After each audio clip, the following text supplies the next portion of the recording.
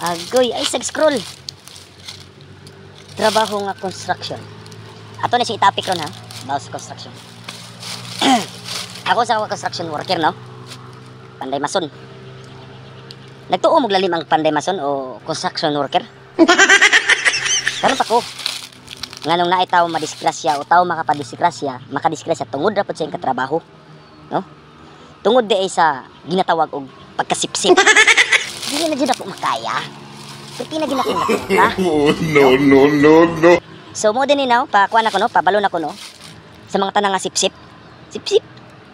Unsa makuha niyo pagkasipsip niyo nga? Kung sa bagay trabaho, kung kabalo ka matrabaho, di na kinahanglan nga magsipsip ka, no? Ikaw nga sipsip ka.